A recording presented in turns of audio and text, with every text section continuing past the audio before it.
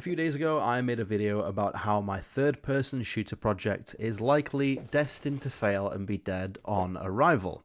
A few people in that video asked me if I could give sort of a general advice video on game dev in general and what I have learnt over the 4 years. Some other people in that video also were saying that I didn't take critiques on board very well and stuff. I can assure you that I did, and I will be addressing them in this video, as I learnt them long before they were commented on the video. So here's just a few things that I would advise you to do if you are an indie developer or if you're an indie studio.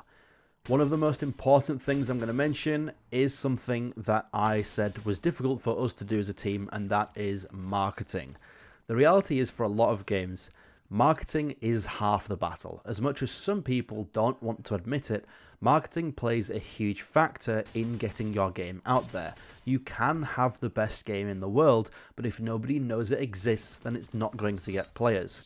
Now, sometimes word of mouth and social media can really help a game that doesn't have a marketing budget. And if you're thinking that's you, then you really need to focus on social media and using platforms such as TikTok, Instagram Reels, YouTube Shorts, YouTube long form, posting on Twitter, Facebook, LinkedIn, Reddit, the forums of the engine you're using, such as the Unreal forums or the Unity forums, even posting to places such as Itch or GameJolt, etc. You really need to be on as many platforms as possible. If you don't have a budget and you want to market your game, you have to treat it the same way that you would want to treat trying to market yourself as a content creator. There are many similarities.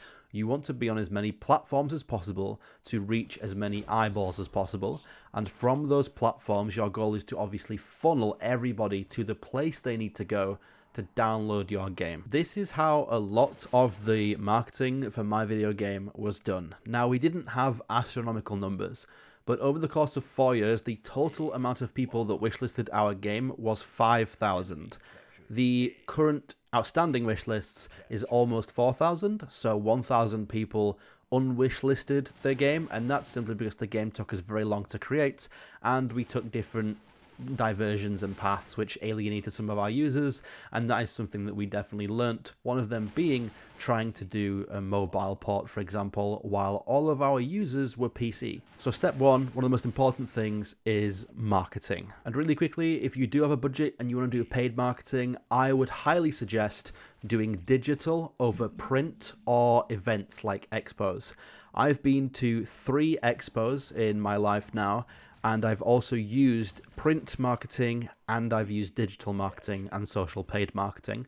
And by far, the best results were through digital marketing on Facebook, surprisingly. Facebook is a platform that I personally don't use very much these days, but it drove the best results in terms of cost per click and cost per wishlist. The next thing I learned is to know the capabilities of your team, and to know the realistic goal for the scope of the game. One of the main factors of our game essentially failing is because the scope was way too big. We got far too ambitious, and we essentially tried to make the next Halo game. And in doing so, we created something that was full of content, but it was all half-baked, rather than a small vertical slice that was incredibly polished. And you definitely need to go for the smaller project that is polished, and you can then innovate from there, such as releasing downloadable content or updates, etc. when the game is released. Early access is great for this. If you want to continue developing while people play your game, then things such as early access are great for that. It can also be a massive help to get investment or publishers by having a smaller project that is already quite polished and has a clear goal, etc., rather than having a project that boasts about having tons of content, but it has lots of ongoing issues, because that will be quite daunting for a publisher, and they will think they need to put more resources into fixing all of these things, etc. The third point I'm going to mention is something that is going to hit a lot of people quite hard, I think, but it's very realistic, and you really need to take this on board. When you're making a game, you need to decide if you are making the game for you or if you are making the game for the audience. If your goal is simply to create a personal project that only you and some friends will play, you can make your dream game. But if your goal is to create a game which actually drives profit and becomes your day job, etc., the game that you are making is not your perfect game. It is not the game that you want to make. You have to make the game that your audience, your ongoing growing audience, wants. At the end of the day, the end consumer decides if your game is a success or not.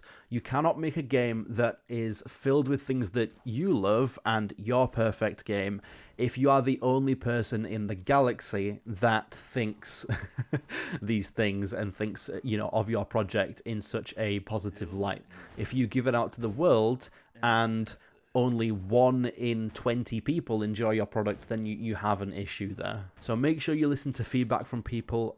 Even if you don't agree with it, you might have to implement some things that you don't like into your game, such as certain mechanics or certain visual styles, etc., to just cater to what is trending in the market or what your fan base wants, etc. It does become more of a business rather than just a personal project if you really are wanting to make it your job as an end goal, or as I said, drive some profit through this by selling the game on platforms such as Steam. The next thing is something that I would call the 12-year-old test, and that doesn't mean this is a test that's been ongoing for 12 years. It means literally having a 12-year-old test your game. Because at the end of the day, those younger people who don't really care about how long your game took, or how much money you poured into it, or the fact that you are a beginner and don't have as much experience, the fact you work a full-time job, the fact that game dev is hard, you're learning on the go, bugs happen, etc. Content might not be as filled as players would like.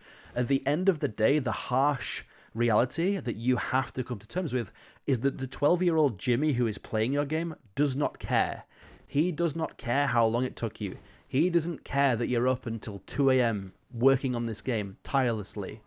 All he cares about is the end product. So those 12-year-olds that are complaining and saying things are broken, you need to listen to them.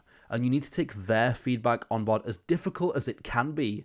You need to take their feedback on board just as much as everyone else's, if not more than the positive feedback. Because if you're getting positive feedback, you're doing something right, you can move on. If you're getting negative feedback, generally there is a reason for this, and you really have to try and work out, why people are giving you this feedback. More often than not, the 12-year-old is just going to say something along the lines of, "This sucks." Your goal then is to realize that they think it sucks and, kind of grab why it sucks from them. So ask them, why does it suck? Why do you feel like this? What can we do to improve it? Maybe ask for some games that they do enjoy and compare what those games do. It might be hard for them to articulate exactly what they don't like about the game, but it is essential that you try and figure out what it is they don't like about it, because that will be a huge portion of your consumers. This is a mistake that we made a lot. Sometimes, especially new players, people that weren't really part of our community, would come in, play the game during a playtest for 20 minutes, join the Discord server solely to tell us that the game sucks, and then leave and never interact with us again. And we would just say something along the lines of, they're just a hater, they don't know what they're talking about. What do they know? They're 12 years old, they don't understand a single thing about game dev, screw them. But realistically, we should have said, damn, this guy had an average playtime of 15, 20 minutes and then quit the game. Why? Why did he install? Why didn't he like the game? And what can we do to better the game so that the next time somebody like him comes along, they actually spend longer on the game and do enjoy it? The next thing is always assume that your project is going to take longer than you initially thought. When we started developing CrossPlanet, we put a rough deadline of 2 years on the game. And then as the scope grew and as things got a little bit out of hand, as more bugs kept happening, things started to get a little bit shaky, and before we know it, we're then increasing the deadline to 3 years. And the actual time that we ended up spending on the game was 4, and it's still not done. It likely will never be done. So whatever time you think your game is going to take, I would say a good estimate is to basically double it. If you think that you're going to dive into game dev and your goal is, I want to make a game in 12 months, more often than not, it's probably going to take you 24. So really, account for things such as bugs happening and maybe not being able to fix them, having to spend days trying to reproduce them so you can figure out why they happen in order to fix them. You also need to spend time on things such as social media and marketing. You need to do playtesting for your game, which takes time. You might need to go to some events and market your game that way, etc. And also, one of the biggest things here is that people grow. People grow older. People start families, people get new jobs, people relocate house, people fall out and are no longer friends with each other, people get burnout and fall out of the love of game dev or just games in general. People change, people grow. The team that we finished making our game with is not the same team that started the game. And this happens to many, many teams. It's just something you can't help. People just grow. 2 developers on our team had kids while making the game, and therefore the amount of time they could put into the project decreased significantly, and that is something that in the beginning we obviously did not account for. They weren't planned things, but you do have to think, what happens if someone in the team does get into a relationship, have kids, start new work, and maybe they work nights and can't communicate at the same time as everyone else, maybe they get a new job and have to move overseas, etc. You do have to think about these outside of game dev scenarios and things like that that can affect your project, and that is why you have to factor those things into the amount of time it takes to build a project as well. The final point I'm going to mention today is something that I think we really strived to do but kind of struggled with, and ended up creating a game that, although it face value looks very generic, as many people said, and just looks like a carbon copy of Halo but in third person, what we actually ended up doing was creating something that was very niche. And when people hear that, they might be thinking, what do you mean this isn't niche at all? It's extremely generic. And that is something that is hard to fall into. And the reason for that is because what you want to try and do with a game is, yes, you want to try and create something that is unique, something that has unique selling points, USPs, something that is very indie, hasn't been seen before, something that stands out, something that is different. However, there is a fine line between creating something that's different and creating something that is too different that people don't want to spend time on it. The fact is, people's willingness to stick around on a video game when they're having a hard time and they can't learn and it's too different from what they're familiar with, the likelihood they're going to stick around these days is the lowest it's ever been. I mean, the average attention span of a human being is now 7 seconds.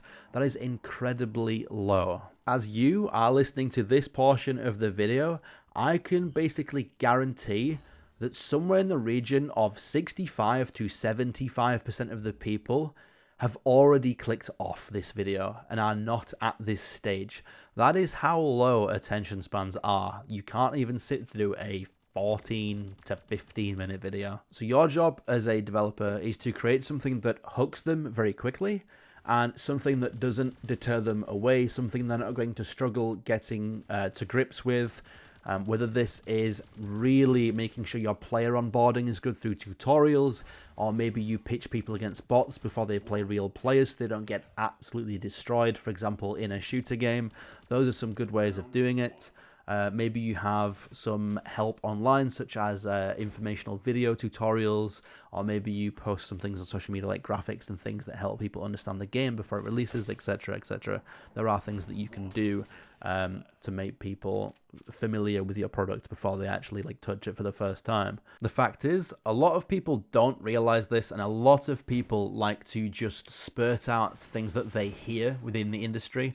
Tons of people love to scream and shout about having a USP and needing to be unique and different to get an audience.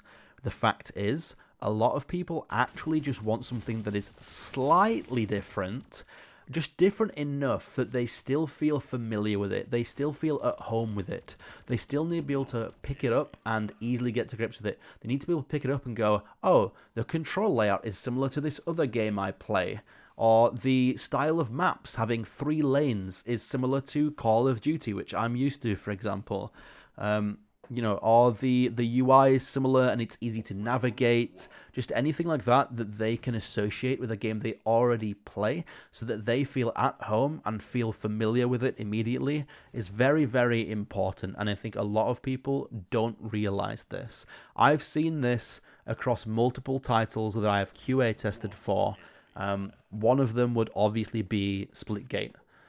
Tons of people played Splitgate, but there is a mechanic in that game that is its unique selling point that also does deter a lot of people from the game. That is a battle that they are still having now.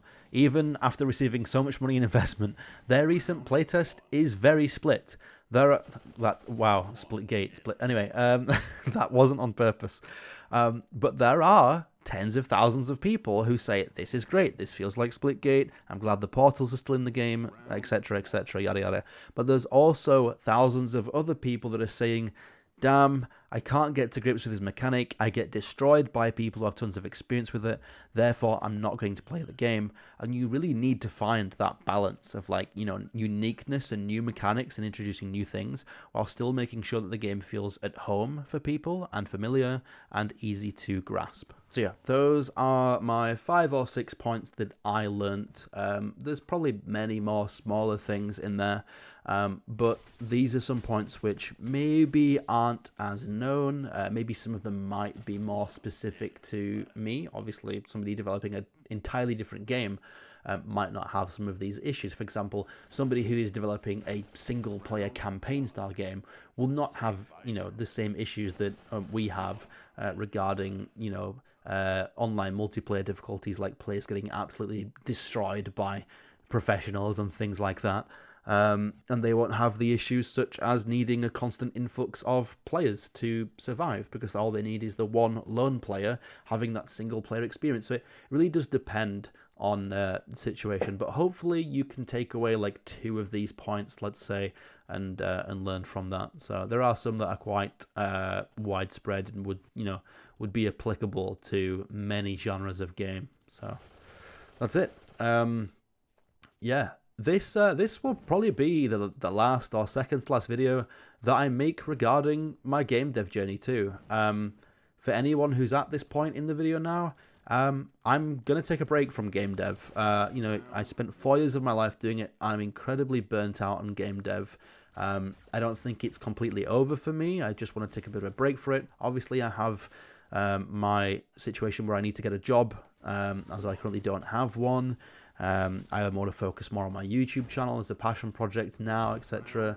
So I think I'll take a break from it, take my learnings and come back, whether it's in 1 year, 2 years, or who knows, even 5 years, and tackle a project that is definitely more manageable and, you know, take these learnings with me to that project and try and create something which gets better results. So yeah, hopefully I can help some of you get better results before, you know, you release your project through this video.